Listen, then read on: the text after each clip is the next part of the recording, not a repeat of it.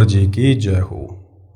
परमपिता परमात्मा सारी सृष्टि के रचनहार कुल मालिक असंख्य ब्रह्मांडों के स्वामी जगत गुरु तीनों लोकों में प्रवेश करके सबका धारण पोषण करने वाले राजाधीराज आत्माधार नाथों के नाथ देवों के देव महादेव सर्वेश्वर महेश्वर मृत्युंजय अजरो अमर आदि अनादि सनातनी प्रभु जगत पिता जगदीश्वर श्री श्री 1008 की उपाधि के वास्तविक अधिकारी अकाल मूरत शब्द स्वरूपी राम वासुदेव सर्वगतंबरम परम पूज्य प्रथम पूज्य परम संत परम पुरुष परम धनी परम दयालु सत्य कबीर हक्का कबीर अल्लाहु कबीर अल्लाहु अकबर बाखबर अल्लाह ताला जगत के तारणहार जगत के मुक्तिदाता जगत के जगन्नाथ हारे के सहारे हिंदुओं के राम मुसलमानों के अल्लाह सिखों के वाहिगुरु ईसाइयों के मसीह दया के सागर दयानिधि करुणा के सागर करुणानिधि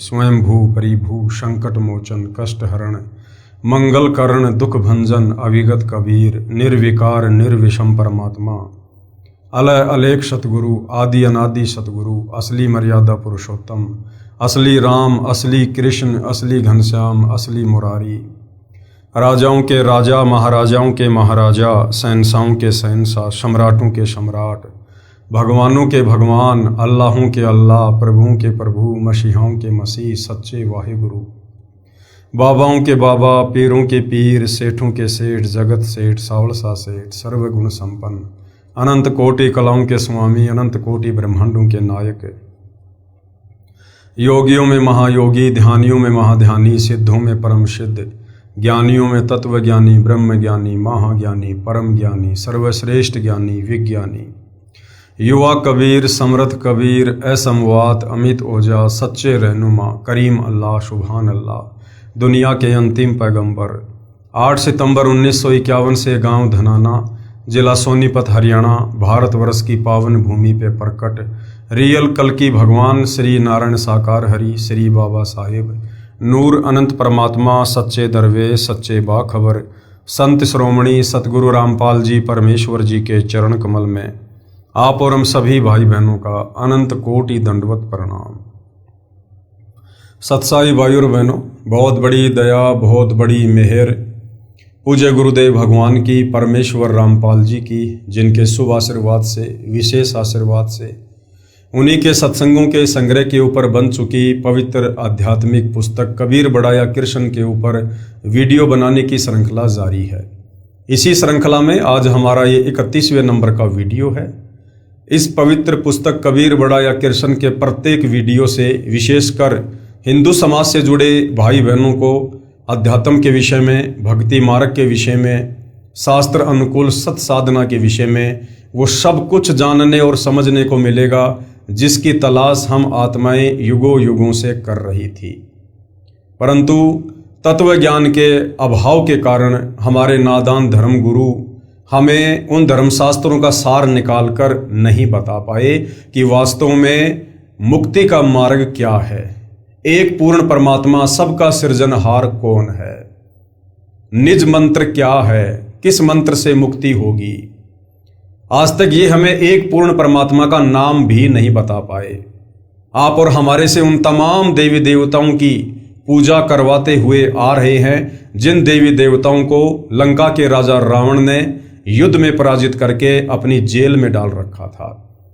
हमसे उन बेबस और लाचार देवी देवताओं की पूजा करवाई जाती थी इस 21 ब्रह्मांड से बाहर निकलने के लिए, जन्म और मरण के झंझट से मुक्ति प्राप्त करने के लिए, जबकि वो 33 करोड़ देवी देवता रावण की कैद में खुद बंधन में थे और मुक्ति की आस लगाकर बैठे थे कि कोई आएगा और हमें छुड़वाएगा। तो भाई और बहनों, अब दया हुई है पूरी सृष्टि के मानव के ऊपर। अब स्वयं वो सारी सृष्टि का सृजनहार सबका उत्पत्ति करता गीता अध्याय 15 श्लोक नंबर 17 के अनुसार उत्तम पुरुषतु अन्य परमात्मा इति उदाहरते ये लोक तिर्यम अवश्य विवर्ति अवय ईश्वरे। जो परमात्मा तीनों लोकों में प्रवेश करके सबका धारण पोषण करता है, सबका पालन पोषण करता है, वो कबीर देव है, कबीर परमात्मा है।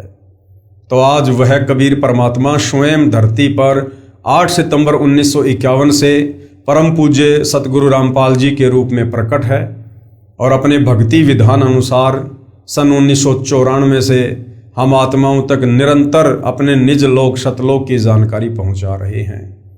गीता अध्याय 4 श्लोक नंबर 34 के अनुसार वे स्वयं तत्वदर्शी संत हैं और हमें तत्व ज्ञान देने के लिए सतलोक से चलकर आए हैं।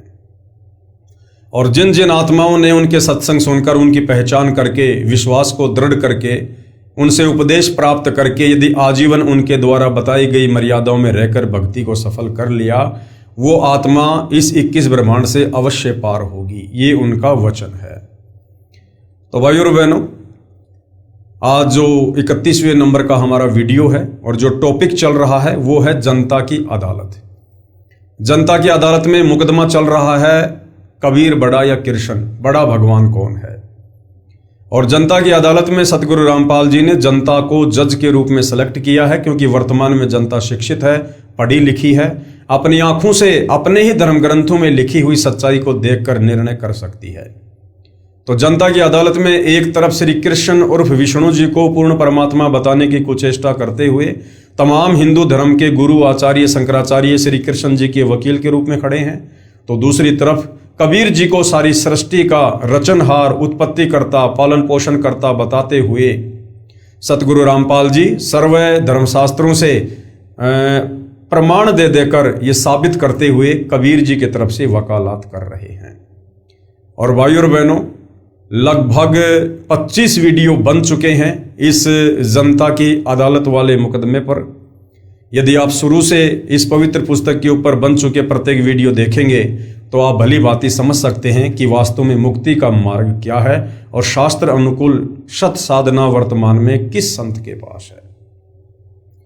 तो जनता की अदालत में मामला चल रहा है। सतगुरु रामपाल जी ने लगभग 70% ये सिद्ध कर दिया है कि कबीर जी ही पूर्ण परमात्मा है, ये अविनाशी हैं, इनके कोई माता पिता नहीं है, ये स्वयंभू है, परिभू है और इन्हीं की भक्ति करने से जीव को मुक्ति प्राप्त हो सकती है। और दूसरी तरफ हिंदू समाज के धर्मगुरु आचार्य शंकराचार्य जो श्री कृष्ण उर्फ विष्णु को लेकर ये दावा कर रहे थे कि श्री कृष्ण उर्फ विष्णु ये पूर्ण परमात्मा है, इन्होंने सृष्टि की उत्पत्ति की है, यही संहार करते हैं, यही सबके जनक हैं, ये अविनाशी हैं, इनके कोई माता पिता नहीं है।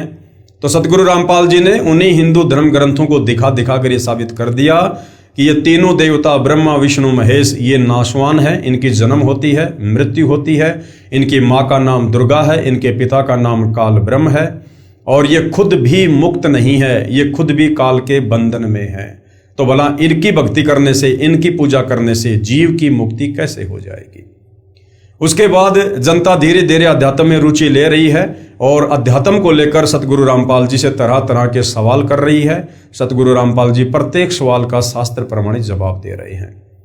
और इसी कड़ी में जनता के कुछ सवालों का जवाब देते हुए सतगुरु रामपाल जी ने आदरणीय धर्मदास जी की अमर कथा को आधार बनाया है। और उसी अमर कथा में आज का प्रसंग है कि वो कौन कौन महापुरुष हैं, कौन कौन आत्माएं हैं जिनको पूर्ण परमात्मा कबीर देव सतलोक से चलकर इस धरती पर प्रकट होकर मिले। उनकी आत्मा को शरीर से निकाल कर सतलोक लेकर गए, उन्हें सतलोक दिखाया, 21 ब्रह्मांड की सारी स्थिति से परिचित करवाया। उसके बाद उन आत्माओं ने डंके की चोट पर कबीर परमेश्वर की महिमा का गुणगान किया।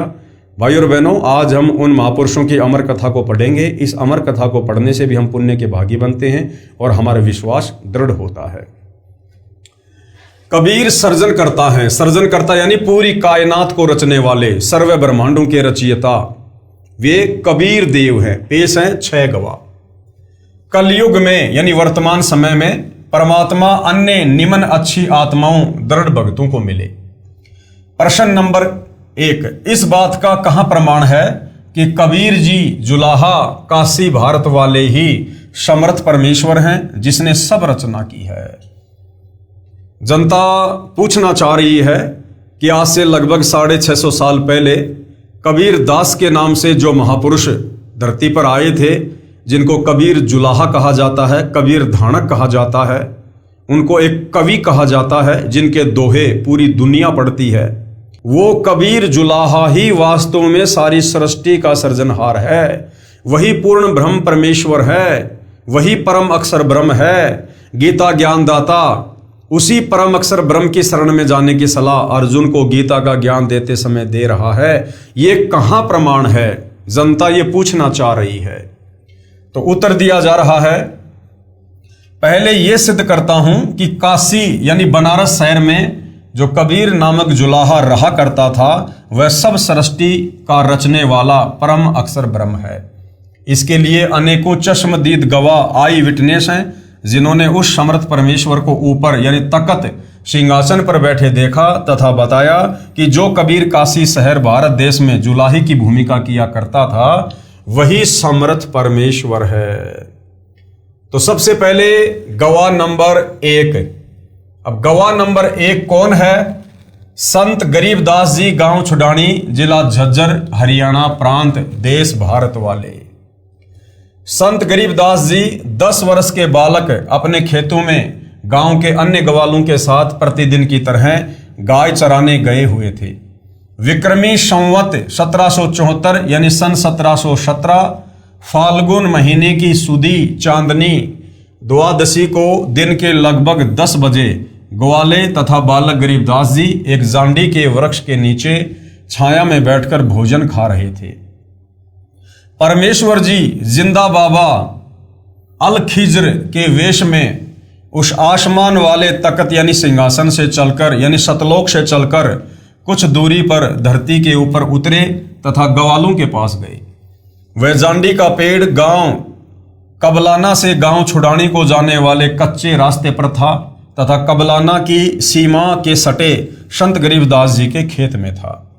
संत गरीबदास जी के पिताजी के पास गांव में 1375 एकड़ जमीन थी। उसी जमीन पर चारागाह बना रखी थी, जिसमें गांव छुडानी के अन्य निर्धन व्यक्ति भी अपनी गायों को चराने के लिए ले जाया करते थे। बाबा जिंदा यानी साधु को देखकर बड़ी आयु के ग्वालों यानी पालियों में से एक ने कहा कि बाबा जी भोजन खाओ। साधु ने कहा, भोजन तो मैं अपने डेरे से खाकर आया हूं। कई ग्वाले एक साथ बोले, यदि भोजन नहीं खाते तो दूध पी लो। परमेश्वर ने कहा कि दूध पिला दो, परंतु दूध उसका पिलाओ जिसको कभी बच्चा उत्पन्न न हुआ हो, यानी कंवारी गाय का दूध पीऊंगा। पालियों ने उसे मजाक समझा। बालक गरीबदास जी उठे तथा एक अपनी प्रिय बछिया को लाए और बोले, हे बाबा जी, ये कंवारी गाय दूध कैसे दे सकती है?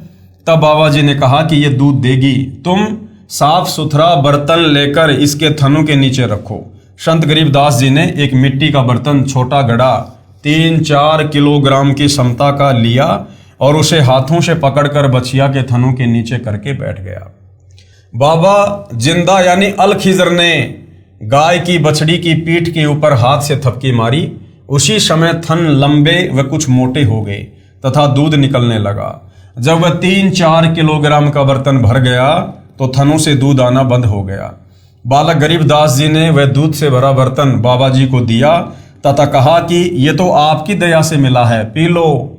बाबा जिंदा ने उस बर्तन को मुख लगाकर कुछ दूध पिया, शेष उन पालियों की ओर किया कि पी लो, ये प्रसाद है। अन्य गवाले उठकर चल दिए, कहने लगे कि ये दूध जादू जंत्र करके कंवारी बछड़ी से निकाला है, हमारे को कोई भूत प्रेत की बाधा हो जाएगी, ये कोई सेवड़ा भूत प्रेत निकालने वाला लगता है। कंवारी गाय का दूध पाप का दूध है, ये बाबा पता नहीं किस छोटी जाति का है, इसका जूठा दूध हम नहीं पिएंगे। भाई और बहनों, कहते हैं सकल पदार्थ है जगमाही, कर्महीन नर पावत नाई। खुद सारी सृष्टि का मालिक, पूरी कायनात को रचने वाला, जिसके दीदार के लिए ब्रह्मा विष्णु महेश भी तरसते हैं, वो स्वयं सतलोक से चलकर एक जिंदा बाबा के रूप में धरती पर प्रकट हुए और वो अमृत दूध सतलोक से मंगवाया गया। निमित्त बनी वो गाय की बछिया और परमेश्वर उन आत्माओं को कह रहे कि आप भी पी लो, ये प्रसाद है, यहाँ का नहीं है, ये मेरे देश सतलोक से आया है। उसके बावजूद भी वो कर्महीन ना जाने परमेश्वर को क्या क्या संज्ञा दे रहे हैं और कह रहे हैं कि तो जादू जंत्र का दूध है, हम नहीं पिएंगे, इसका जूठा दूध हम नहीं पिएंगे।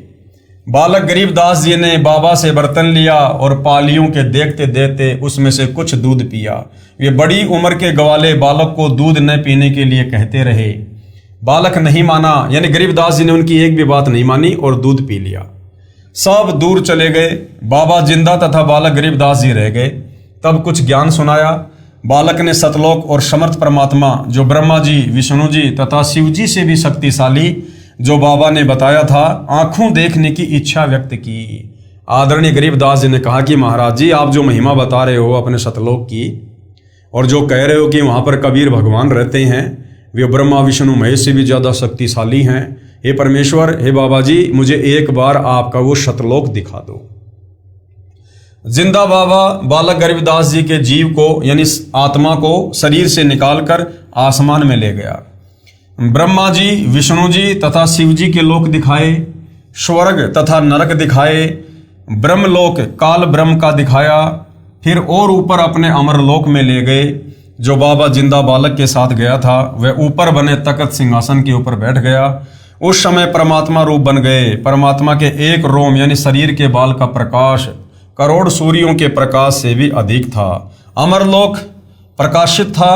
बालक गरीबदास जी का भी अन्य शरीर बन गया जिसका प्रकाश 16 सूर्यों के समान था। अमरलोक के सब भगत और भगतमती, जिनको हंस और हंसनी कहते हैं, अपने परमेश्वर को दंडवत करने लगे। जय हो कबीर सत्य पुरुष की बुलाने लगे। सबने कहा कि ये अनंत करोड़ ब्रह्मांड का सर्जनहार समर्थ परमेश्वर है, इसका नाम कबीर है। फिर परमात्मा ने सब ज्ञान अपने नबी गरीबदास जी की आत्मा में डाल दिया। सारा सतलोक तथा नीचे के सब लोक दिखाकर बालक की आत्मा को शरीर में प्रवेश करा दिया। उस समय बालक गरीबदास जी के शरीर को अंतिम संस्कार के लिए चिता लकड़ियों के ढेर पर रखा था। अग्नि लगाने ही वाले थे। उसी समय गरीबदास जी उठ लिए। गांव में खुशी की लहर दौड़ गई। संत गरीबदास जी को उसी जिंदा बाबा वेशधारी परमेश्वर जी ने दीक्षा दी। संत गरीबदास जी ने आंखों देखा तथा परमेश्वर के मुख कमल से सुना संपूर्ण आध्यात्मिक ज्ञान दोहों चौपाइयों शब्दों के रूप में बोला, जो एक दादू जी के पंथ से दीक्षित गोपाल दास नाम के महात्मा जी ने लिखा। लेखन कार्य में लगभग 6 महीने लगे। संत गरीबदास जी ने क्या बताया? गरीब हम सुल्तानी नानक तारे, दादू को उपदेश दिया, जाति जुलाहा भेद न पाया, काशी माहे कबीर हुआ। अपनी आंखों से देखकर कबीर परमेश्वर जी की महिमा को, उनके सतलोक को आदरणीय गरीबदास जी ने अपनी अमृतवाणी में फिर क्या कहा? गरीब हम सुल्तानी नानक तारे, यानी मुझ गरीबदास जी को, आदरणीय नानक जी को और दादू जी को यही कबीर परमात्मा जी आकर मिले और हमें मुक्त किया। और जाति जुलाहा भेद न पाया। 120 साल तक वो परमात्मा एक जुलाही की भूमिका करते हुए बनारस के काशी में रहे। उनका कोई भेद नहीं पाया। कोई भी उनको जान नहीं पाया, उनको पहचान नहीं पाया कि वो काशी वाला कबीर ही पूर्ण ब्रह्म परमात्मा था। अर्थात संत गरीबदास जी ने बताया है कि हम सब, यानी मैं गरीबदास, सुल्तान इब्राहिम अधम, सिख धर्म के प्रवर्तक नानक जी तथा संत दादू जी को उस कबीर सतगुरु परमेश्वर ने पार किया जो काशी शहर में जुलाहे जाति में आया हुआ है।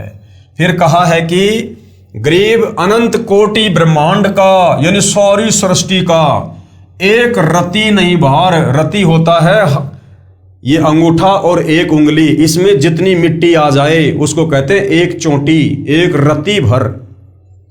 कहते हैं उस परमपिता परमेश्वर कबीर जी के लिए ये जितने भी असंख्य ब्रह्मांड हैं, द्वीप हैं, सतलोक है, अगम लोक है, अनामी लोक है, अकय लोक है, 7 संख ब्रह्मांड अक्षर पुरुष के हैं, 21 ब्रह्मांड इस ज्योति निरंजन काल के हैं।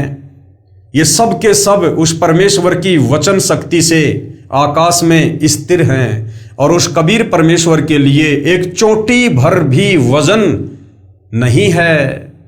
ये उसकी शक्ति से रुके हुए हैं। अनंत कोटि ब्रह्मांड का एक रति नहीं भार और सतगुरु पुरुष कबीर है कुल के सृजनहार। यानी वो कबीर परमात्मा ही सतगुरु रूप में धरती पर आते हैं और सारे कुल यानी सारी सृष्टि के रचने वाले हैं। अर्थात सब ब्रह्मांडों की उत्पत्ति करता यानी सारी कायनात के सर्जन करता मेरे सतगुरु तथा परमेश्वर कबीर जी हैं, क्योंकि कबीर जी ही सतगुरु रूप में धरती पर आते हैं। उन्होंने सब लोकों, तारागण तथा सब नक्षत्रों, सूर्य, चांद, ग्रहों को बनाकर अपनी शक्ति से रोका हुआ है, जिसे विज्ञान की भाषा में गुरुत्वाकर्षण शक्ति कहते हैं।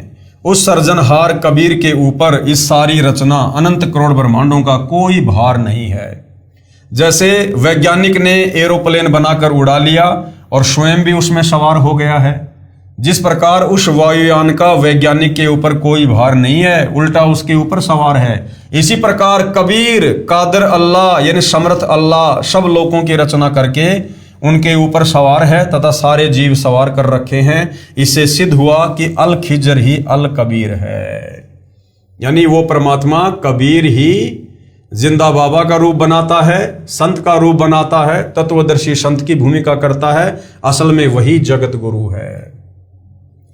अब दूसरे गवाह कौन है? गवाह नंबर 2 संत दादू दास जी। संत दादू दास जी दूसरे गवाह हैं इस बात के कि जो काशी बनारस में कबीर जी आए थे, 120 साल तक रहे, जिन्हें दुनिया जुलाहा कहती रही, असल में वही सारी सृष्टि के सर्जनहार हैं। संत दादू जी 11 वर्ष के बालक थे, तब गांव के बाहर जंगल में दादू जी को अल्लाह कबीर एक जिंदा बाबा के वेश में मिला। उनको भी सतलोक लेकर गए, आत्मा को निकाल कर ऊपर अपने सतलोक में ले गए। दादू जी 3 दिन रात अचेत रहे, ऊपर अपना तख्त सिंहासन दिखाया, अपना परिचय करवाया कि मैं पूर्ण ब्रह्म परमेश्वर हूँ, सारी सृष्टि मैंने रची है, सब ब्रह्मांडों की सैर करवाकर तीसरे दिन आत्मा शरीर में प्रवेश कर दी। संत दादू दास जी सचेत हो गए। तब लोगों ने पूछा कि आपको क्या हो गया था? दादू जी ने बताया कि मेरे को एक बाबा के वेश में अल्लाह कबीर मिले थे और मुझे दीक्षा दी, ऊपर आसमानों पर लेकर गए थे। दादू जी के साथ उस समय कुछ अन्य हम उम्र बच्चे भी थे। उन्होंने भी बताया था कि एक बाबा ने जंत्र मंत्र का जल बनाकर स्वयं पिया तथा पान के पत्ते को कटोरे के रूप में बनाकर उसमें अपना जूठा पानी दादू को पिलाया था। फिर बाबा दिखाई नहीं दिया, दादू बालक बेहोश हो गया। संत गरीबदास जी ने अपनी अमृतवाणी में परमेश्वर कबीर जी से प्राप्त ज्ञान को इस प्रकार बताया है। गरीब दादू को सतगुरु मिले और दही पान की पीक, और बूढ़ा बाबा जिसे कहें ये दादू की नहीं सीख। अर्थात संत दादू जी को सतगुरु रूप में कबीर अल्लाह मिले थे, जो एक जिंदा बाबा के वेश में थे। उन्होंने दादू जी को पान के पत्ते के ऊपर अपने मुख से निकाला जल डालकर दीक्षा के समय पिलाया था। जो व्यक्ति ये कहते हैं कि दादू को वृद्ध बाबा मिला था, जो जंत्र मंत्र विद्या को जानने वाला था, ये दादू ने नहीं बताया। दादू जी ने उसके विषय में जो बताया वह इस प्रकार है, जो दादू जी के द्वारा बोली वाणी से बने दादू ग्रंथ में लिखा है। क्या लिखा है? जिनमो को निज नाम दिया सोए सतगुरु हमारे, दादू दूसरा कोई नहीं कबीर सिरजनहार। दादू नाम कबीर का सुनकर कापे काल, नाम भरोसे जो चले होवे न बाका बाल। केहरी नाम कबीर है विषम काल गजराज, दादू भजन पर ताप से भागे सुनत आवाज। अर्थात दादू जी ने कहा है कि मेरे को जिसने निज नाम यानी यथार्थ भक्ति का मंत्र दिया वो मेरा सतगुरु है और उसका नाम कबीर है। यही कबीर सारी कायनात यानी सृष्टि का सर्जनहार यानी उत्पत्ति करता है। सभी आत्माओं को इसी कबीर भगवान ने अपने वचन से उत्पन्न किया है। संत दादू जी ने कहा है कि कबीर नाम सुनते ही ज्योति निरंजन यानी काल कांपने लग जाता है। कबीर नाम इतना शक्तिशाली है, जो भगत कबीर जी के बताए नाम पर पूर्ण विश्वास करके जीवन यात्रा करता है तो काल ब्रह्म उसका कुछ भी बिगाड़ नहीं सकता। संत दादू जी ने कबीर अल्लाह की समर्थता एक उदाहरण के माध्यम से बताई है कि काल भी बहुत ताकतवर है, परंतु कबीर अल्लाह के सामने वो भी कमजोर पड़ जाता है। काल समझो गजराज यानी हाथियों के राजा के समान बलवान है, और कबीर जी का भक्ति करने को दिया नाम भी बहुत शक्तिशाली है। वो केहरी यानी बब्बर शेर बिगेस्ट लोइन के समान ताकतवर है। उस नाम का जाप यानी भजन करने से उस नाम रूपी केहरी की शक्ति के आगे काल टिक नहीं पाता। यानी नाम की सूक्ष्म गाज दहाड़ सुनकर काल रूप गजराज भाग जाता है। संत दादू जी ने स्पष्ट कर दिया है कि कबीर ही सारी सृष्टि यानी कायनात को उत्पन्न करने वाला परमेश्वर है। उसके बाद में तीसरे महापुरुष हैं गवाह नंबर 3। कौन है? गवाह नंबर 3 संत धर्मदास जी, बांधवगढ़, मध्य प्रदेश, भारत वाले। धर्मदास जी का हिंदू धर्म में जन्म होने के कारण हिंदू धर्म गुरुओं द्वारा बताए अधूरे ज्ञान के आधार से साधना किया करते थे। उसी को करते हुए तीर्थ भ्रमण करते हुए मथुरा श्री कृष्ण जी की नगरी में गए हुए थे। पत्थर व पीतल की देवी देवताओं श्री विष्णु जी, श्री शंकर जी आदि की मूर्तियों को थैले में डालकर साथ लिए हुए था। सुबह तीर्थ में उस तालाब में श्री कृष्ण स्नान किया करते थे। उसमें स्नान करके मूर्तियों की पूजा करने लगा। उस समय कबीर अल्लाह भारत देश के काशी शहर में जुलाई की भूमिका करने संसार में प्रकट थे। धर्मदास जी ने मूर्तियों की उपासना के पश्चात श्रीमद् भगवद गीता का पाठ किया। खुदा कबीर धर्मदास जी की सब क्रियाओं को ध्यान से देख व सुन रहा था। धर्मदास जी अपनी दैनिक भक्ति की क्रियाओं से फारिग हुआ। तब परमेश्वर कबीर जी ने उनसे ज्ञान चर्चा की। ज्ञान चर्चा का दौर कई दिनों तक चला। धर्मदास जी को भी अल्लाह कबीर जी अपने शतलोक में बने तख्त के पास लेकर गए। धर्मदास जी 3 दिन तक बेहोश रहे। ऊपर के सब लोक दिखाए, अपना सतलोक दिखाया, संपूर्ण आध्यात्मिक ज्ञान समझाकर पुनः शरीर में प्रवेश कर दिया। उसके पश्चात संत गरीबदास जी ने अपनी पहले वाली इबादत त्याग दी।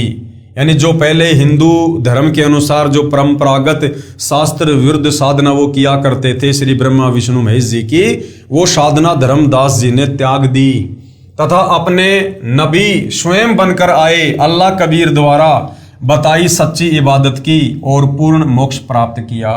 धर्मदास जी ने अल्लाह कबीर की महिमा में अनेकों वाणी बोली हैं।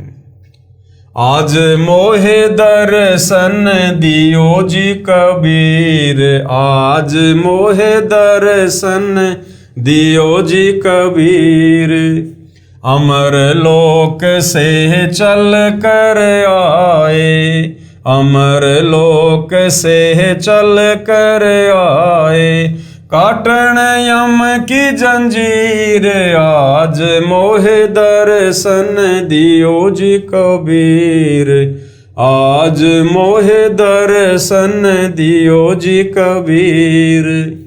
हिंदू के तुम देव कहाए, हिंदू के तुम देव कहाए, मुसलमान के पीर, आज मोहे दर्शन दियो जी कबीर, आज मोहे दर्शन दियो जी कबीर।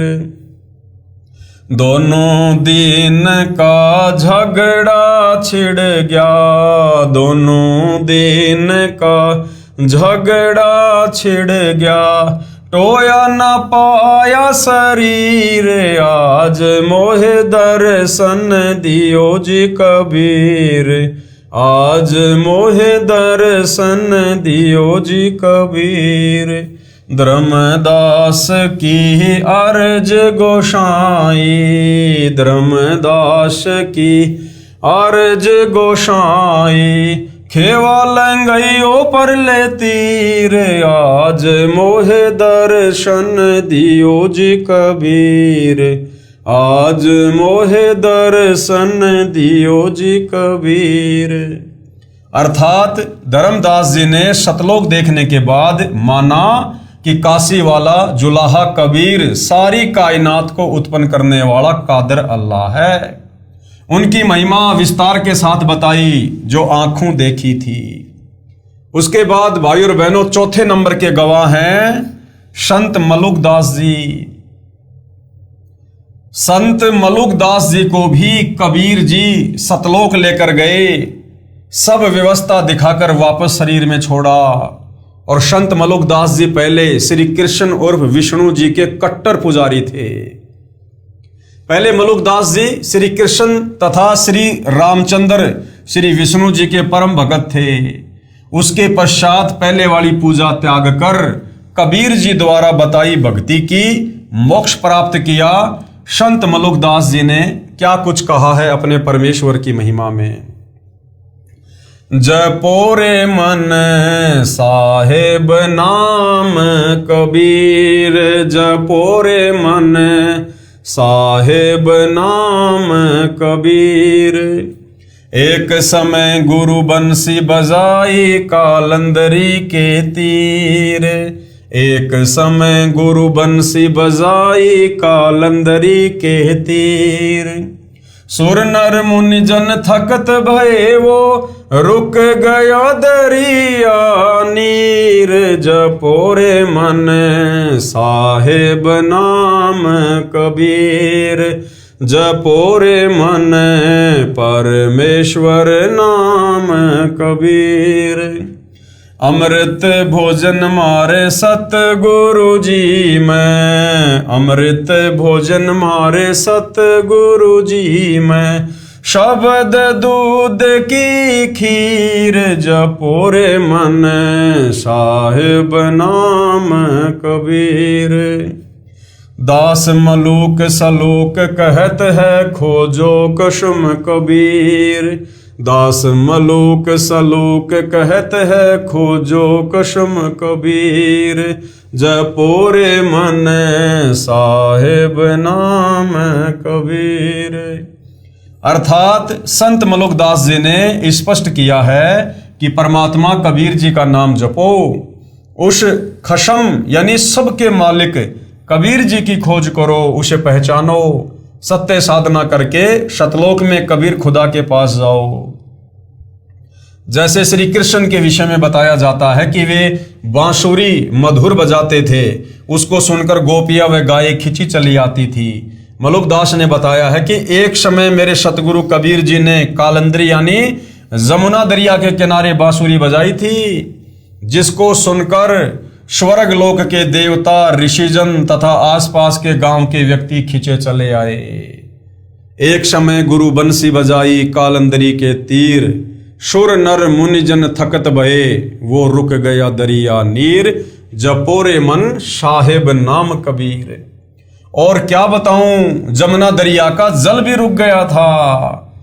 मेरे सतगुरु शब्द की खीर खाते हैं, यानी अमृत भोजन के साथ साथ अमर आनंद भी भोगते हैं। संत मलुकदास जी ने आंखों देखा बताया कि कबीर पूर्ण ब्रह्म यानी कादिर अल्लाह है, सारी सृष्टि को रचने वाला है। उसके बाद गवाह नंबर 5 जिन्होंने बताया कि कबीर ही पूर्ण परमात्मा है। संत नानक देव जी को सुल्तानपुर शहर के पास बह रही बेई नदी पर मिले, जहां गुरु द्वारा सचखंड साहिब यादगार रूप में बना हुआ है। नानक जी का संक्षिप्त यथार्थ परिचय। आदरणीय श्री नानक जी प्रभु कबीर यानी धानक जुलाहा के साक्षी। श्री नानक देव का जन्म विक्रमी संवत 1526 यानी सन 1469 कार्तिक शुक्ल पूर्णिमा को हिंदू परिवार में श्री कालूराम मेहता खत्री के घर पर माता श्रीमती तिरपता देवी की पवित्र कोख यानी गर्भ से पश्चिमी पाकिस्तान के जिला लाहौर के तलवंडी नामक गांव में हुआ। इस स्थान को अब ननकाना साहब कहते हैं। इन्होंने फारसी, पंजाबी, संस्कृत भाषा पढ़ी थी। श्री मद भगवत गीता जी को भी ब्रजलाल पांडे से पढ़ा करते थे। श्री नानक देव जी के श्री चंद तथा लक्ष्मी चंद 2 लड़के थे। श्री नानक जी 14 वर्ष की आयु में अपनी बहन नानकी की ससुराल शहर सुल्तानपुर लोधी में चले गए थे। अपने बहनोई श्री जयराम जी की कृपा से सुल्तानपुर के नवाब के यहाँ मोदी खाने की नौकरी किया करते थे। प्रभु में असीम प्रेम था, क्योंकि ये पुण्यात्मा युगों युगों से पवित्र भक्ति ब्रह्म भगवान यानी काल की करते हुए आ रहे थे। सतयुग में यही नानक जी राजा अमरीश थे तथा ब्रह्म भक्ति विष्णु जी को इष्ट मानकर किया करते थे। दुर्वासा जैसे महान तपस्वी भी इनके दरबार में हार मानकर क्षमा याचना करके गए थे। त्रेता युग में श्री नानक जी ही राजा जनक विदेही बने, जो सीता जी के पिताजी थे। त्रेता युग में वो श्री नानक जी वाली आत्मा ही थी जो सीता जी के पिता कहलाए। एक सुखदेव ऋषि जो महर्षि वेद व्यास के पुत्र थे, जो अपनी सिद्धि से आकाश में उड़ जाते थे, परंतु गुरु से उपदेश नहीं ले रखा था। जब सुखदेव विष्णु लोक के स्वर्ग में गए तो गुरु ना होने के कारण वापस आना पड़ा। विष्णु जी के आदेश से राजा जनक को गुरु बनाया, तब स्वर्ग में स्थान प्राप्त हुआ। फिर कलयुग में यही राजा जनक की आत्मा के हिंदू परिवार में श्री कालूराम मेहता खत्री के घर उत्पन्न हुए तथा श्री नानक नाम रखा गया। यानी ये श्री नानक जी के पूर्व जन्मों का इतिहास है। नानक जी तथा परमेश्वर कबीर जी की ज्ञान चर्चा। बाबा नानक देव जी प्रातःकाल प्रतिदिन सुल्तानपुर लोधी के पास बह रही बेई दरिया में स्नान करने जाया करते थे तथा घंटों भगवान चिंतन में बैठा करते थे। एक दिन परमेश्वर कबीर जी जिंदा फकीर के वेश में बेई दरिया पर मिले तथा नानक जी के साथ दरिया में गोता लगाया। कबीर साहिब जी श्री नानक जी की पुण्यात्मा को सतलोक ले गए। सचखंड में श्री नानक जी ने देखा कि एक असीम तेजोमय मानव सदृश से शरीर युक्त प्रभु तख्त पर बैठे थे। अपने ही दूसरे स्वरूप पर कबीर साहिब जिंदा महात्मा के रूप में चवर करने लगे। तब श्री नानक जी ने सोचा कि अकाल मूर्त तो ये रब है जो गद्दी पर बैठा है, कबीर तो यहाँ का सेवक होगा। उसी समय जिंदा रूप में परमेश्वर कबीर साहिब उस गद्दी पर विराजमान हो गए तथा जो तेजों में शरीर युक्त प्रभु का दूसरा रूप था वह खड़ा होकर तख्त पर बैठे जिंदा वाले रूप पर चवर करने लगा। फिर वह तेजोमय रूप नीचे से गए जिंदा कबीर रूप में समा गया तथा गद्दी पर अकेले कबीर परमेश्वर जिंदा रूप में बैठे थे और चवर अपने आप डरने लगा। तब नानक जी ने कहा कि वाहे गुरु सत्य नाम से प्राप्ति तेरी। इस प्रक्रिया में 3 दिन लग गए। नानक जी की आत्मा को साहिब कबीर जी ने वापस शरीर में प्रवेश कर दिया। तीसरे दिन श्री नानक जी होश में आए। उधर श्री जयराम जी ने, जो श्री नानक जी का बहनोई था, श्री नानक जी को दरिया में डूबा हुआ जानकर दूर तक गोताखोरों से तथा जाल डलवाकर खोज करवाई, परंतु कोशिश निष्फल रही और मान लिया कि श्री नानक जी दरिया के अथाह वेग में बहकर मिट्टी के नीचे दब गए। तीसरे दिन जब नानक जी उसी नदी के किनारे सुबह सुबह दिखाई दिए तो बहुत व्यक्ति एकत्रित हो गए। बहन नानकी तथा बहनोई श्री जयराम जी भी दौड़े गए। खुशी का ठिकाना नहीं रहा तथा घर ले आए। श्री नानक जी अपनी नौकरी पर चले गए। मोदी खाने का दरवाजा खोल दिया तथा कहा, जिसको जितना चाहिए ले जाओ, तेरा तेरा कहकर पूरा खजाना लुटाकर शमशान घाट पर बैठ गए। जब नवाब को पता चला कि श्री नानक खजाना समाप्त करके शमशान घाट पर बैठा है, तब नवाब ने श्री जयराम की उपस्थिति में खजाने का हिसाब करवाया तो 760 रुपए श्री नानक जी के अधिक मिले। नवाब ने क्षमा याचना की तथा कहा कि नानक जी, आप 760 रुपए जो आपकी सरकार की ओर अधिक हैं ले लो तथा फिर नौकरी पर आ जाओ। तब श्री नानक जी ने कहा कि अब सच्ची सरकार की नौकरी करूंगा, उस पूर्ण परमात्मा के आदेश अनुसार अपना जीवन सफल करूंगा। वह पूर्ण परमात्मा है जो मुझे बेई नदी पर मिला था। नवाब ने पूछा, वह पूर्ण परमात्मा कहाँ रहता है तथा ये आदेश आपको कब हुआ? श्री नानक जी ने कहा, वह सचखंड में रहता है। बेई नदी के किनारे से मुझे स्वयं आकर वही पूर्ण परमात्मा सचखंड सतलोक लेकर गया था। वह इस पृथ्वी पर भी आकार में आया हुआ है। उसकी खोज करके अपना आत्म कल्याण करवाऊंगा। उस दिन के बाद श्री नानक जी घर त्याग कर पूर्ण परमात्मा की खोज पृथ्वी पर करने के लिए चल पड़े और प्रथम उदासी में बनारस गए। श्री नानक जी सतनाम तथा वाहे गुरु की रटना लगाते हुए बनारस पहुंचे। इसलिए अब पवित्र सिख समाज के श्रद्धालु केवल सतनाम श्री वाहे गुरु कहते रहते हैं। सतनाम क्या है तथा वाहे गुरु कौन है ये मालूम नहीं है, जबकि सतनाम सच्चा नाम गुरु ग्रंथ साहिब में लिखा है जो अन्य मंत्र हैं। जैसा कि कबीर साहिब ने बताया था कि मैं बनारस काशी में रहता हूं, धानक जुलाहे का कार्य करता हूं। मेरे गुरुजी काशी में सर्व प्रसिद्ध पंडित रामानंद जी हैं। इस बात को आधार रखकर श्री नानक जी ने संसार से उदास होकर पहली उदासी यात्रा बनारस काशी के लिए प्रारंभ की। प्रमाण के लिए देखिए जीवन 10 गुरु साहिबान। लेखक है सोडी तेजा सिंह जी, प्रकाशक है चतर सिंह जीवन सिंह, पेज नंबर 50 पर। परमेश्वर कबीर साहिब जी स्वामी रामानंद जी के आश्रम में प्रतिदिन जाया करते थे। जिस दिन श्री नानक जी ने काशी पहुंचना था उससे पहले दिन कबीर साहब ने अपने पूज्य गुरुदेव रामानंद जी से कहा कि स्वामी जी कल मैं आश्रम में नहीं आ पाऊंगा क्योंकि कपड़ा बुनने का कार्य अधिक है, कल सारा दिन लगकर कार्य निपटा कर फिर आपके दर्शन करने आऊंगा। काशी बनारस में जाकर श्री नानक जी ने पूछा कोई रामानंद जी महाराज है? सब ने कहा कि आज के दिन सर्व ज्ञान संपन्न ऋषि हैं, उनका आश्रम पंचगंगा घाट के पास है। श्री नानक जी ने श्री रामानंद जी से वार्ता की तथा सचखंड का वर्णन शुरू किया। तब श्री रामानंद स्वामी ने कहा ये पहले मुझे किसी शास्त्र में नहीं मिला, परंतु अब मैं आंखों देख चुका हूं क्योंकि वही परमेश्वर स्वयं कबीर नाम से आया हुआ है तथा मर्यादा बनाए रखने के लिए मुझे गुरु कहता है, परंतु मेरे लिए प्राण प्रिय प्रभु है। पूर्ण विवरण चाहिए तो मेरे व्यावहारिक शिष्य परंतु वास्तविक गुरु कबीर से पूछो, वही आपकी शंका का निवारण कर सकता है। श्री नानक जी ने पूछा कि कहाँ है कबीर साहिब जी, मुझे शीघ्र मिला दो।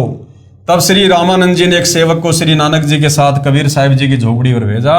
उस सेवक से भी सचखंड के विषय में वार्ता करते हुए श्री नानक जी चले तो उस कबीर साहिब के सेवक ने भी सचखंड व सृष्टि रचना जो परमेश्वर कबीर साहिब जी से सुन रखी थी सब सुना दी। तब श्री नानक जी ने आश्चर्य हुआ कि मेरे से तो कबीर साहिब के नौकर भी अधिक ज्ञान रखते हैं। इसलिए गुरु ग्रंथ साहिब पेज नंबर 721 पर अपनी अमृतवाणी महिला 1 में श्री नानक जी ने कहा है कि हक्का कबीर करीम तू बे परवरदिगार, नानक बुगोएद जनु तुरा तेरे चाखरा पखाक। जिसका भावार्थ है कि हे कबीर परमेश्वर जी, मैं नानक कह रहा हूं कि मेरा उद्धार हो गया, मैं तो आपके सेवकों के चरणों की धूल तुल्य हूं। गुरु ग्रंथ साहिब के पेज नंबर 731 पर कहा है कि नीच जाति परदेसी मेरा, यानी वो सतलोक का निवासी, वो परदेसी यहाँ बनारस में काशी में दुनिया जिसे नीच जाति कहती है वो धानक रूप में आया हुआ है। नीच जाति परदेसी मेरा, खिन आवे खिन जावे, वो एक पल में यहाँ और एक पल में सतलोक, और जाकी संगत नानक रहंदा क्यों कर मोंडा पावे। जब नानक जी ने देखा ये धानक यानी जुलाहा वही परमेश्वर है जिसके दर्शन सतलोक सचखंड में किए तथा बेई नदी पर हुए थे, वहां ये जिंदा महात्मा के वेश में थे, यहाँ धानक जुलाही के वेश में है। ये स्थान अनुसार अपना वेश बदल लेते हैं परंतु स्वरूप चेहरा तो वही है। वही मोहिनी सूरत जो सचखंड में भी विराजमान था, वही करतार आज धानक रूप में बैठा था। श्री नानक जी की खुशी का ठिकाना नहीं रहा, आंखों में आंसू भर आए। तब श्री नानक जी ने अपने सच्चे स्वामी अकाल मूर्ति को पाकर चरणों में गिरकर सत्य नाम सच्चा नाम प्राप्त किया। तब शांति पाई तथा अपने प्रभु की महिमा देश विदेश में गाई। पहले श्री नानक जी एक ओंकार मंत्र का जाप करते थे तथा उसी को सत्य मानकर कहा करते थे एक ओंकार। उन्हें बेई नदी पर कबीर साहिब ने दर्शन देकर सतलोक सचखंड दिखाया तथा अपने सत्य पुरुष रूप को दिखाया। जब सतनाम का जाप दिया तब नानक जी की काल लोक से मुक्ति हुई। नानक जी ने कहा है कि इसी का प्रमाण गुरु ग्रंथ साहिब के राग सीरी महिला 1 पेज नंबर 24 पर शब्द नंबर 29 में है। एक सुवान दुई सुवानी नाल, बलकै भोकई सदा बिहाल, कुड़ छुरा मुठा मुर्धार धानक रूप रहा करतार। मैं पति की पंदी न करनी की कार, ऊ बिगड़े रूप रहा बिकराल, तेरा एक नाम तारे संसार में एहो आस एहो आधार। मुख निंदा आख्या दिन रात, पर घर जो ही नीच मनाती, काम क्रोध तन वशय चंडाल धानक रूप रहा करतार। फाई सूरत मलुकी वेश, ऊ ठगवाड़ा ठगी देश, खरा सियाणा बहुता बहार धानक रूप रहा करतार। मैं किता न जाता हराम खोर, ऊं किया मुंह देसा दुष्ट चोर, नानक नीच कह विचार धानक रूप रहा करतार। इसमें स्पष्ट लिखा है कि एक मन रूपी कुत्ता तथा इसके साथ 2 आशा तथा ये तृष्णा रूपी कुतिया अनावश्यक भोगती उमंग उठती रहती है। एक सुवान दुई सुवानी नाल, बलकई भोकई सदा बियाल, तथा सदा नई नई आशाएं उत्पन्न करती रहती हैं। इनको मारने का तरीका जो सतनाम तथा तत्व ज्ञान बिना झूठा कुड़ साधन मुठ मुर्धार था, मुझे धानक के रूप में हक्का कबीर सत कबीर परमात्मा मिला। उन्होंने मुझे वास्तविक उपासना बताई। नानक जी ने कहा कि उस परमेश्वर कबीर साहब की साधना बिना न तो साख रहती थी और न ही कोई अच्छी करनी भक्ति की कमाई बन रही थी, जिससे काल का भयंकर रूप जो अब महसूस हुआ है उससे केवल कबीर साहिब तेरा एक सतनाम पूर्ण संसार को पार यानी काल लोक से निकाल सकता है, पार कर सकता है। मुझे यानी नानक जी कहते हैं मुझे भी यही एक तेरे नाम की आशा है, वह यही नाम तेरा आधार है। पहले अनजाने में बहुत निंदा भी की होगी, क्योंकि काम क्रोध इस मन में चंडाल रहते हैं। मुझे धाणक यानी जुलाहे का कार्य करने वाले कबीर साहिब रूपी भगवान ने आकर शतमार्ग बताया तथा काल से छुटवाया, जिसकी सुरती यानी स्वरूप बहुत प्यारी है, मन को फंसाने वाली अर्थात मन मोहिनी है, तथा सुंदर वेशभूषा में जिंदा रूप में मुझे मिले, उसको कोई नहीं पहचान सकता। जिसने काल को भी ठग लिया अर्थात दिखाई देता है धाणक जुलाहा, फिर बन गया जिंदा। काल भगवान भी भ्रम में पड़ गया, भगवान पूर्ण ब्रह्म नहीं हो सकता। इसी प्रकार परमेश्वर कबीर साहिब अपना वास्तविक अस्तित्व छुपाकर एक सेवक बनकर आते हैं। काल या आम व्यक्ति पहचान नहीं सकता, इसलिए नानक जी ने उसे प्यार में ठगवाड़ा कहा है, और साथ में कहा है कि वह धाणक यानी जुलाहा कबीर बहुत समझदार है, दिखाई देता है कुछ परंतु है बहुत महिमा वाला। जो धाणक जुलाहा रूप में स्वयं परमात्मा पूर्ण ब्रह्म सत्य पुरुष आया है। प्रत्येक जीव को आधीनी समझाने के लिए अपनी भूल को स्वीकार करते हुए कि मैंने नानक जी ने पूर्ण ब्रह्म के साथ बहस वाद विवाद की, तथा उन्होंने कबीर साहिब जी ने अपने आप को भी एक लीला करके सेवक रूप में दर्शन देकर तथा नानक जी को यानी मुझको स्वामी नाम से संबोधित किया। इसलिए उनकी महानता तथा अपनी नादानी का पश्चाताप करते हुए श्री नानक जी ने कहा कि मैं कुछ करने कराने योग्य नहीं था, फिर भी अपनी साधना को उत्तम मानकर भगवान से सन्मुख हुआ, ज्ञान संवाद किया। मेरे जैसा नीच दुष्ट हरामखोर कौन हो सकता है जो अपने मालिक पूर्ण परमात्मा धाणक रूप जुलाहा रूप में आए करतार कबीर साहिब को नहीं पहचान पाया। श्री नानक जी कहते हैं कि ये सब मैं पूर्ण सोच समझ से कह रहा हूं कि परमात्मा यही धाणक जुलाहा कबीर रूप में है। अब इसका भावार्थ क्या है? श्री नानक साहिब जी कह रहे हैं कि ये फंसाने वाली अर्थात मन मोहिनी सकल सूरत में तथा जिस देश में जाता है वैसा ही वेश बना लेता है। जैसे जिंदा महात्मा रूप में बेई नदी पर मिले, सतलोक में पूर्ण परमात्मा वाले वेश में, तथा यहाँ उत्तर प्रदेश में धाणक जुलाहे के रूप में स्वयं करतार पूर्ण प्रभु विराजमान हैं। आपसी वार्ता के दौरान हुई नोकझोंक को याद करके क्षमा याचना करते हुए अधिक भाव से कह रहे हैं कि मैं अपने सतभाव से कह रहा हूं कि यही धाणक जुलाहे रूप में सत्य पुरुष अर्थात अकाल मूर्त ही है। दूसरा प्रमाण नीचे प्रमाण है जिसमें कबीर परमेश्वर का नाम स्पष्ट लिखा है कि श्री गुरु ग्रंथ साहिब पेज नंबर 721 राग तिलंग महला पहला में। और अधिक प्रमाण के लिए प्रस्तुत है राग तिलंग महला 1 पंजाबी गुरु ग्रंथ साहिब पेज नंबर 721 से। एक अरज गुप्तम पेश तोदर गोस कौन करतार, हक्का कबीर करीम तू बेऐब परवरदिगार। दुनिया मुकामे फानी तहकीक दिलदानी, मम सर मुई अजराइल गिरफ्त दिल हेच नदानी। जन पीसर पदर बिरादरा कस नेस दस्तगीर, आखिर बैफ्तम कस नदारद चू शबद तकबीर। सब रोज गस्तम दरहवा करदेम, बदी ख्याल गाहिन नेकी कार करदम मम ई चीनी अहवाल। बदबकत हम चू बखील गाफिल बेनजर बेबाक, नानक बोगोएद जनू तूरा तेरे चाकरा पखाक। सरलार्थ किया है कौन करतार यानी हे शब्द स्वरूपी कर्ता अर्थात शब्द से सर्व सृष्टि के रचनहार। गोस यानी निर्गुणी संत रूप में आए। करीम यानी दयालु। हक्का कबीर यानी सत कबीर। तू यानी आप। बेऐब यानी परवरदिगार निर्विकार परमेश्वर हैं। पेश तोदर आपके समक्ष अर्थात आपके द्वार पर पूरी तरह जानकर एक अरज गुप्तम एक हृदय से विशेष प्रार्थना है कि हे महबूब ये संसार रूपी ठिकाना नासवान है। जीव के शरीर त्यागने के पश्चात अजराइल नामक फरिश्ता यानी यमदूत बेरहमी के साथ पकड़ कर ले जाता है।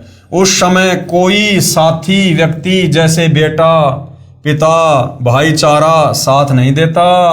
अंत में सब उपाय फर्ज अर्थात कोई क्रिया काम नहीं आती तथा आवाज भी बंद हो जाती है। प्रतिदिन गश्त की तरह न रुकने वाली चलती हुई वायु की तरह बुरे विचार करते रहते हैं। शुभ कर्म करने का मुझे कोई जरिया अर्थात साधन ऐसे बुरे समय में हमारे जैसे नादान लापरवाह भक्ति और भगवान का वास्तविक ज्ञान ना होने के कारण ज्ञान नेत्रहीन था तथा उआबाई का ज्ञान कहा करता था।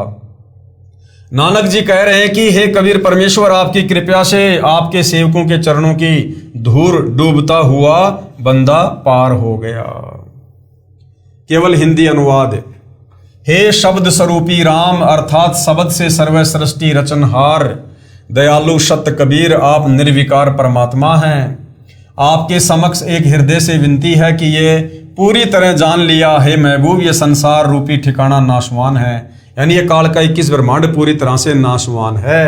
हे दाता, इस जीव के मरने पर अजराइल नामक यमदूत बेरहमी से पकड़ कर ले जाता है। कोई साथी जन जैसे बेटा पिता भाईचारा साथ नहीं देता। अंत में सभी उपाय और फर्ज कोई क्रिया काम नहीं आता।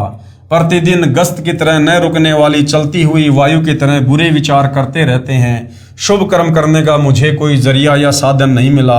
ऐसे बुरे समय कलयुग में हमारे जैसे नादान लापरवाह शतमार्ग का ज्ञान ना होने से ज्ञान नेत्रहीन था तथा लोकवेद के आधार से अनाप शनाप ज्ञान कहता रहता था। नानक जी कहते हैं कि मैं आपके सेवकों के चरणों की धूल डूबता हुआ बंदा नानक पार हो गया। श्री गुरु नानक साहिब जी कह रहे हैं कि हे हक्का कबीर सत्य कबीर, आप निर्विकार दयालु परमेश्वर हो। आपसे मेरी एक अर्ज है कि मैं तो सत्य ज्ञान वाली नजर रहित तथा आपके सत्य ज्ञान के सामने तो निरुत्तर अर्थात जुबान रहित हो गया हूँ। हे कुल के मालिक, मैं तो आपके दासों के चरणों की धूल हूँ, मुझे शरण में रखना। इसके पश्चात जब श्री नानक जी को पूर्ण विश्वास हो गया कि पूर्ण परमात्मा तो गीता ज्ञानदाता प्रभु से अन्य ही है, वही पूजा के योग्य है। पूर्ण परमात्मा की भक्ति तथा ज्ञान के विषय में गीता ज्ञानदाता प्रभु भी अनभिज्ञ है। परमेश्वर स्वयं ही तत्वदर्शी संत रूप से प्रकट होकर तत्व ज्ञान को जन जन को सुनाता है। जिस ज्ञान को वेद भी नहीं जानते, वह तत्व ज्ञान केवल पूर्ण परमेश्वर सत्य पुरुष ही स्वयं आकर ज्ञान करवाता है।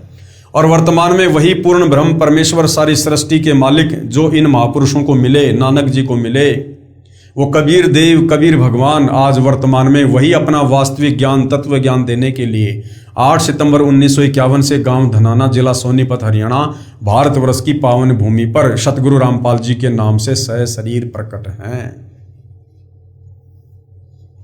फिर प्रमाण है राग बसंत महिला पहला पौड़ी नंबर 3 आदि ग्रंथ पंजाबी पेज नंबर 1188। नानक हवमो शब्द जलाइया सतगुरु साचे दर्श दिखाइया। इस वाणी से भी अति स्पष्ट है कि नानक जी कह रहे हैं कि सत्य नाम यानी सत्य शब्द से विकार अहम अभिमान जल गया तथा मुझे सच्चे सतगुरु ने दर्शन दिए, अर्थात मेरे गुरुदेव के दर्शन हुए। स्पष्ट है कि नानक जी को कोई सतगुरु आकार रूप में अवश्य मिला था। वह ऊपर तथा नीचे पूर्ण प्रमाणित है। स्वयं कबीर साहेब पूर्ण परमात्मा अकाल मूर्त स्वयं सचखंड से तथा दूसरे रूप में काशी बनारस से आकर प्रत्यक्ष दर्शन देकर सचखंड सतलोक भ्रमण करवा के सच्चा नाम यानी सतनाम काशी बनारस में प्रदान किया था। किसको? नानक जी को। यानी नानक जी के गुरु कौन थे? कबीर जी।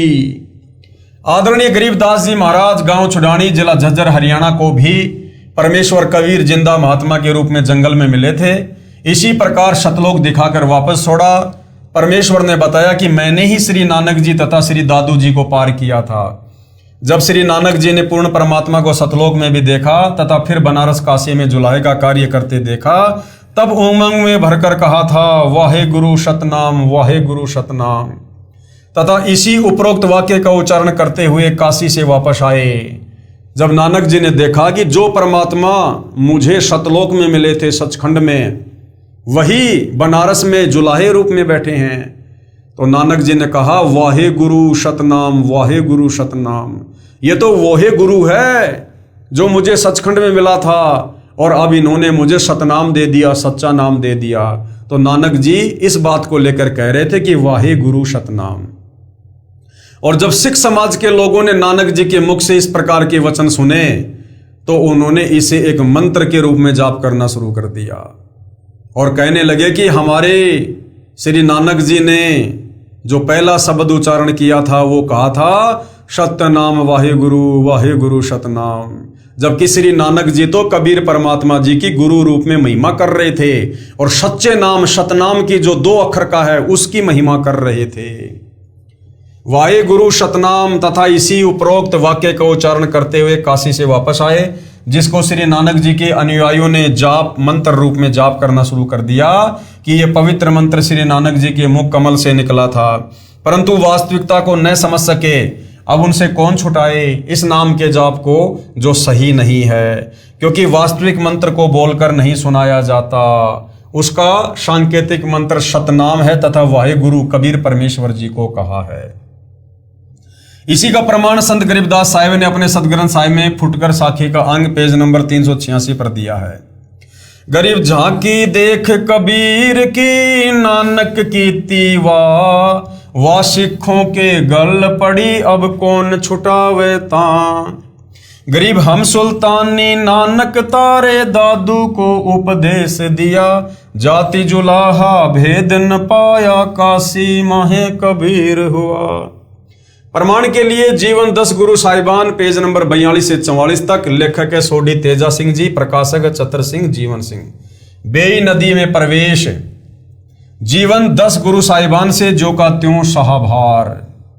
गुरु जी प्रत्येक प्रातः बेई नदी में, जो कि शहर सुल्तानपुर के पास ही बहती है, स्नान करने के लिए जाते थे। एक दिन जब आपने पानी में डुबकी लगाई तो फिर बाहर ना आए। कुछ समय उपरांत आप जी के सेवक ने, जो कपड़े पकड़कर नदी के किनारे बैठा था, घर जाकर जयराम जी को खबर सुनाई कि नानक जी डूब गए हैं। तो जयराम जी तैराकों को साथ लेकर नदी पर गए। आप जी को बहुत ढूंढा किंतु आप नहीं मिले। बहुत देखने के पश्चात सब लोग अपने घर चले गए। भाई जयराम जी के घर बहुत चिंता और दुख प्रकट किया जा रहा था कि तीसरे दिन सवेरे ही एक स्नान करने वाले भगत ने घर आकर बहन जी को बताया कि आपका भाई नदी के किनारे बैठा है। ये सुनकर भैया जयराम जी बेई की तरफ दौड़ पड़े और जब पता चलता गया और बहुत से लोग भी वहां पहुंच गए। जब इस तरह आपके चारों तरफ लोगों की भीड़ लग गई, आप जी चुपचाप अपनी दुकान पहुंच गए। आप जी के साथ स्त्री और पुरुषों की भीड़ दुकान पर आने लगी। लोगों की भीड़ देखकर गुरुजी ने मोदी खाने का दरवाजा खोल दिया और कहा, जिसको जिस चीज की जरूरत है वह उसे ले जाए। अब देखो भाई और बहनों, सिख समाज तो बेचारा अभी भी अनभिज्ञ है तत्व ज्ञान से। दरअसल जब कबीर परमात्मा जिंदा बाबा के रूप में नानक जी को बेई नदी से उनके शरीर से आत्मा निकालकर सतलोक ले गए, उससे पहले तक वो केवल एक जीव थे, एक मां के गर्भ से उत्पन्न आप और हमारी तरह एक जीव थे।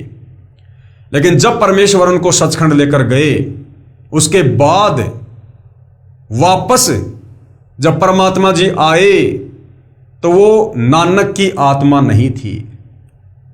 नानक जी को कबीर परमेश्वर जी ने मिनी सतलोक में बैठा दिया और उसके बाद आगे जितनी भी लीलाएं हुई हैं, जितनी भी अद्भुत घटनाएं हुई हैं, जितने भी चमत्कार हुए हैं, वो सब नानक जी के रूप में कबीर परमात्मा ने स्वयं ही किए।